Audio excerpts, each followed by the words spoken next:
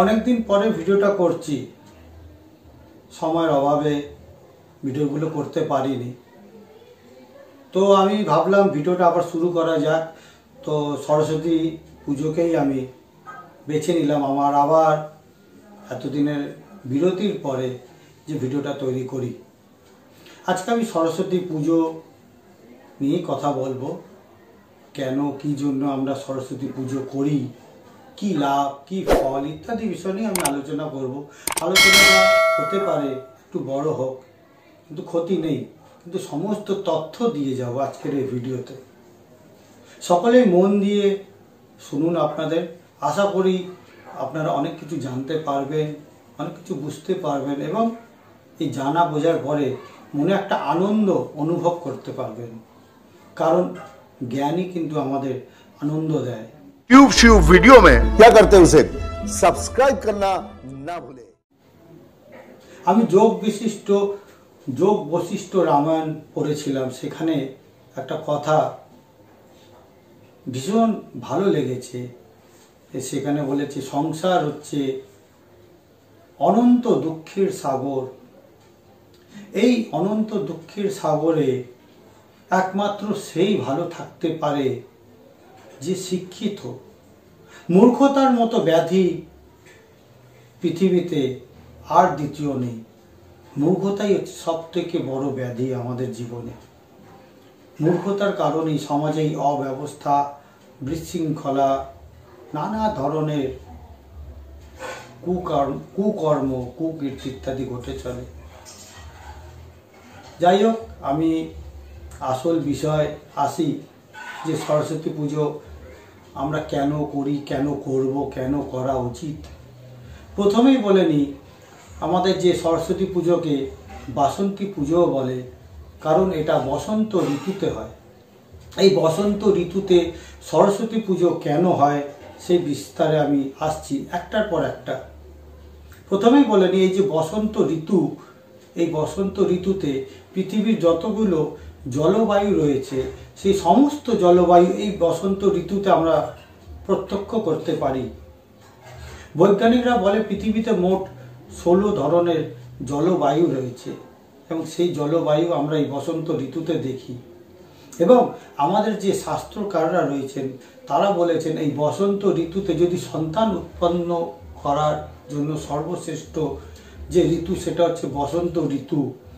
কারণ এই ঋতুতে 16 ধরনের জলবায়ু পাবে এবং 16 ধরনের জলবায়ুর সাথে তার যে একটা সুপ্রভাব রয়েছে, সেই সুপ্রভাব সন্তানের মধ্যে থাকবে। এই প্রথমেই আসি এই বসন্ত ঋতুর কথা। তো এই বসন্ত ঋতুতে আরও কয়েকটা নিয়ম রয়েছে সরস্বতী পুজোকে কেন্দ্র করে, যেমন হচ্ছে গায়ে হলুদ মাখা। এই বসন্ত ঋতুতে কিন্তু আমাদের বসন্ত রোগ হওয়ার প্রাদুর্ভাব ঘটে। সেই কারণেই আগে ভাগে আমাদের এই বসন্ত ঋতুতে সর্ষের তেলের সাথে আমাদের গায়ে হলুদ বাটার নিয়ম করে দেওয়া হয়েছে, যাতে আমাদের ত্বকের কোনো রোগ না হয়, ত্বকটা যাতে বাইরের আবহাওয়া থেকে যাতে রক্ষা পায়। সেই কারণেই আমরা গায়ে মুখে হলুদ দিয়ে আমরা স্নান করি। কিন্তু আমরা অজ্ঞান বশত বা আমরা এগুলো জানার না ইচ্ছার কারণে আমরা কিন্তু এইগুলো বিশেষ চিন্তা ভাবনা করি না। ওই একদিন আমরা করে নিলাম, তারপর আর করার দরকার নেই। ওই একদিন নিয়ম হয়ে গেলে মনে হয় সারা বছরের নিয়ম হয়ে যায়। একদিন আমরা রোজগার করতে গেলেই বোধহয় সারা জীবনে আমাদের রোজগারের খাওয়া পড়া সব টাকা এসে যায়। এই মানসিকতা নিয়ে যদি আমরা চলি তাহলে কিন্তু আমরা সরস্বতী পুজোর অর্থ বুঝতে পারবো না। সরস্বতী যে বিদ্যার দেবী, কেন বিদ্যার দেবী সে ব্যাপারে আমি পরে আসছি। তো এই বসন্ত ঋতুতে আমাদের এই গায়ে হলুদ তেল দিয়ে, সর্ষের তেল দিয়ে মাখা, এটা নিয়মিতভাবে করতে হবে, যাতে আমাদের বিভিন্ন ধরনের ত্বকের কোনো রোগ না হয়। আরেকটা দেখা হয় যে সরস্বতী পুজোর পরের দিনে কিন্তু গোটা সেদ্ধ খাওয়া হয়। সেটা ওই একই কারণে। এই গোটা সেদ্ধ খাওয়ার কারণ হচ্ছে সেটা হচ্ছে দেহকে যাতে ঠিক সম তাপমাত্রায় রাখা হয়। দেহ যাতে অতিরিক্ত গরম না হয়ে যায়। দেহ যদি এই সময় অতিরিক্ত গরম হয়ে যায় তাহলে কিন্তু এই বসন্ত, গুটি বসন্ত রোগের প্রাদুর্ভাব দেহে দেখা দেবে। এই কারণে এই গোটা সিদ্ধ খাওয়ার রীতি বা প্রচলন করা হয়েছে। তো এই গোটা সিদ্ধ কিন্তু আমাদের এই বসন্ত পুরো এই ঋতু সময় আমরা সপ্তাহে 2 থেকে 3 দিন আমরা গোটা সিদ্ধ খাবো। এটা মোটামুটি এদিকে হয়ে গেল। এবার আমি আসি সরস্বতী পুজো অর্থ কি। প্রথমেই বলি সরস্বতী যে নাম, আমরা যদি এটাকে ভেঙে ভেঙে বলি অর্থাৎ সন্ধি বিচ্ছেদ করে বলি, স প্লাস বটে সন্ধি র স বয় তি, মানে সর স র রসবতী। যদি ভেঙে ভেঙে বলি স রসবতী মানে স রস, রস মানে হরমোন, বতী মানে স যে দেহের যে রসবতী মানে এই যে এন্ডোক্রিন যে সিস্টেম রয়েছে সেই এন্ডোক্রিন সিস্টেমের সাথে সামঞ্জস্য রেখেই এই নামটা আমরা নির্ধারণ করেছি যে সরস্বতী অর্থাৎ সরসবতী। অর্থাৎ আমাদের দেহ কখন সুস্থ থাকে, যখন এন্ডোক্রিন বা অন্তঃক্ষরা গ্রন্থি যদি আমাদের সেখান থেকে ঠিকভাবে রসগুলো নির্গত হয়। এই যে সরস্বতী দেবীর হাতে যে বীণাটা রয়েছে, যে 7টা সুর যেখানে আমরা উচ্চারণ করি গানের শেখার প্রাথমিক যে পাঠ, 7টা যে সুর অর্থাৎ আমাদের দেহের 7টা চক্রকে তারা উজ্জীবিত করছে। এই বীণা আমাদের 7টা চক্রকে নির্দেশ করে। এই আমাদের 7টা চক্র কিন্তু আমাদের দেহের যে বাকি যতগুলো যন্ত্র রয়েছে সে প্রত্যেকটা গ্ল্যান্ড থেকে এবং দেহের বাকি যে যন্ত্র রয়েছে যেমন hypothalamus, thalamus, pineal, pituitary, thymus, thalamus,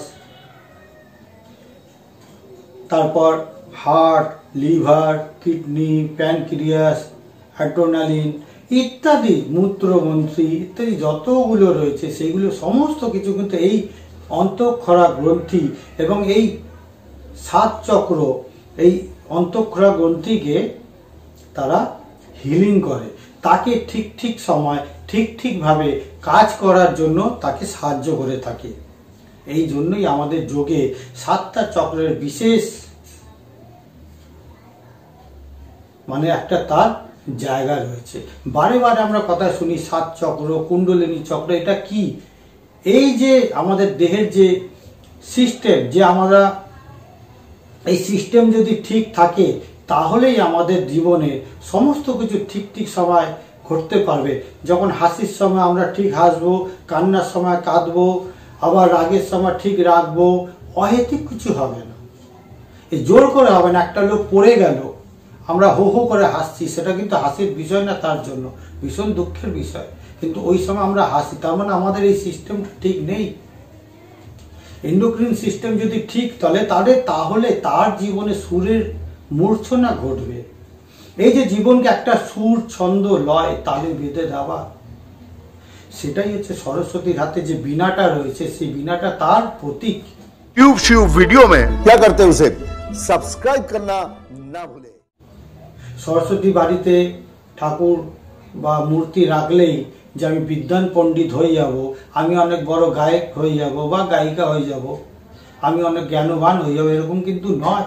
এই প্রতীকগুলোকে আমরা বুঝতে হবে। আমাদের ঋষিমুনিরা আমাদের কোনো কথাই সরাসরিভাবে বলে দেয়নি, আমাদের সমস্ত কিছু কিন্তু প্রতীক হিসাবে আমাদের সামনে রেখে দিয়েছে, যে আপনি নিজে এটাকে উন্মোচন করুন। প্রতীকের পিছনে যে রহস্যগুলো রয়েছে সেই রহস্য আমাদেরই কিন্তু উন্মোচন করতে হবে, এটা একদম ঠিক বলে মনে করি।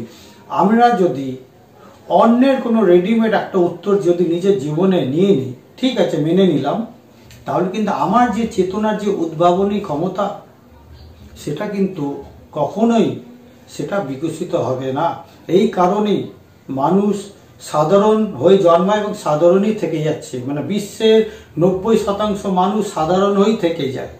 তারা সব সময় রেডিমেড একটা কিছু খোঁজার ব্যবস্থা করে, তারা সব সময় একটা সুবিধাজনক জায়গায় থাকার জন্য চেষ্টা করে।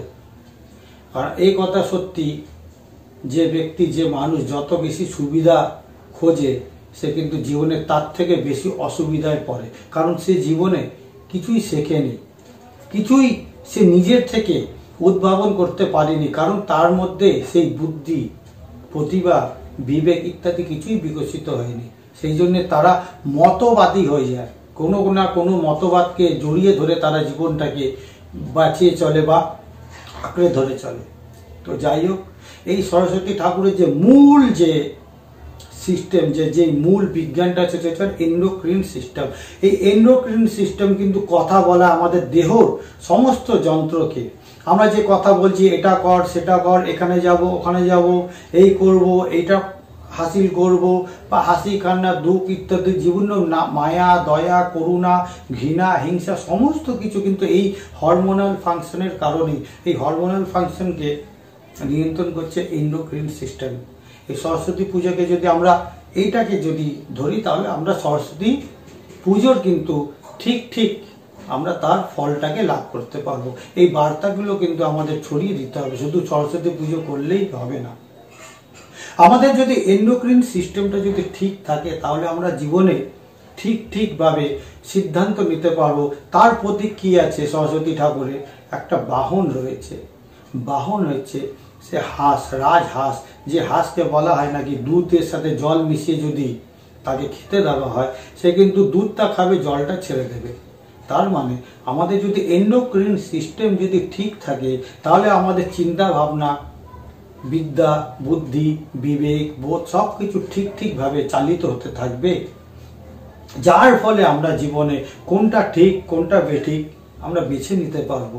সামনের লোক যতই আমাকে প্রভাবিত করার চেষ্টা করুক না কেন, সামনের লোক যতই আমাকে ইউজ বা ব্যবহার করার চেষ্টা করুক না কেন, আমরা কিন্তু তাদের মনোভাব ধরে নেব, যদি আমার এন্ডোক্রিন সিস্টেম ঠিকঠাক থাকে। তো এই রাজহাঁস আমরা হয়ে যাব আমাদের যদি এন্ডোক্রিন সিস্টেম ঠিক থাকে, যে আমরা জীবনে যতটুকু প্রয়োজন ততটুকুই নেব, গ্রহণ করব, যেটা অপ্রয়োজনীয় সেটাকে আমরা ছেড়ে দেব। এটাই হচ্ছে সরস্বতী পুজোর বা সরস্বতী দেবীর মূল যে বিজ্ঞানটা রয়েছে সেই বিজ্ঞান। তাহলে আমরা কি বুঝলাম? সরস্বতী পুজো মানে এন্ডোক্রিন সিস্টেমের আমরা পুজো করছি। আর পৃথিবীতে যত ধরনের থেরাপি রয়েছে যে মানুষকে সুস্থ করার জন্য, মানে শারীরিক এবং মানসিকভাবে, সেই সমস্ত থেরাপি কিন্তু এন্ডোক্রিন সিস্টেমকে ঠিক করে তার শারীরিক সুস্থতাকে ফিরিয়ে আনতে সাহায্য করে। একমাত্র এই সিস্টেমটাকে ঠিক করে আমাদের দেহের সমস্ত রোগের, সমস্ত অসুখের কিন্তু সুস্থতা এনে দেওয়া যায়।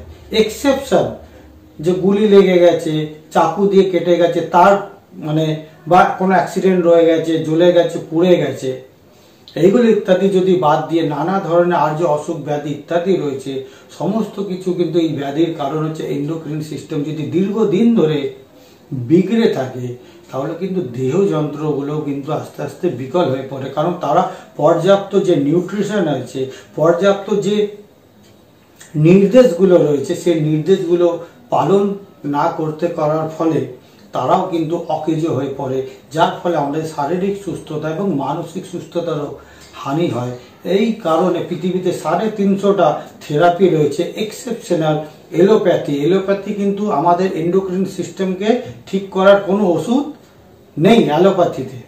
বাদ বাকি যতগুলো প্যাথি রয়েছে তারা কিন্তু এই এন্ডোক্রিন সিস্টেম বা আমাদের অন্তঃক্ষরা গ্রন্থিকেই সুস্থতা করে, জেনে বা না জেনে, জ্ঞানে বা অজ্ঞে, তারা কিন্তু ওটাকেই একসময় ঠিক করে দেয়। ঠিক হলেই ব্যক্তি কিন্তু সুস্থ হয়ে যায়। তাহলে আমরা কি জানলাম আরো, যে আমাদের যদি দেহ যন্ত্র যদি কোনোভাবে অসুস্থ হয়ে পড়ে বা বিকল হয়ে পড়ে, তাহলে তাকে রিভাইভ করার যে প্রধান যে কাজ হচ্ছে সেটা হচ্ছে আমাদের এন্ডোক্রিন সিস্টেমকে ঠিক করে দেওয়া। সেই কারণেই দেখা যায় যে ঝাড়ফুঁক, তন্ত্রমন্ত্র বা রেকি বা প্লাসিবো এফেক্ট, সেটাও কিন্তু কাজ করে মানুষকে সুস্থতা আনিয়ে দেওয়া। ধ্যান, প্রাণায়াম ইত্যাদি নানা ধরনের যত থেরাপি রয়েছে, সমস্ত থেরাপি কিন্তু মানুষের এন্ডোক্রিন সিস্টেমকেই ঠিক করে মানুষকে সুস্থ করে তোলে। তো আমার মনে হয় আমি মা সরস্বতী বা দেবী সরস্বতী সম্বন্ধে অনেক কিছু বলতে পারলাম। আর আশা করব আপনারাও অনেক কিছু জানলেন, বুঝলেন। এবং এরপরে যেটা আশা করব সেটা হচ্ছে ভিডিওটা ভালো লেগে থাকলে লাইক করে দিন, শেয়ার করে দিন। আর যারা মানে সাবস্ক্রাইব করেননি এখনো তারা সাবস্ক্রাইব করে দিন। আর নিজের মতামত দিলে আমার ভীষণ ভালো লাগবে, তো চাইবো যে আপনারা কমেন্ট করে।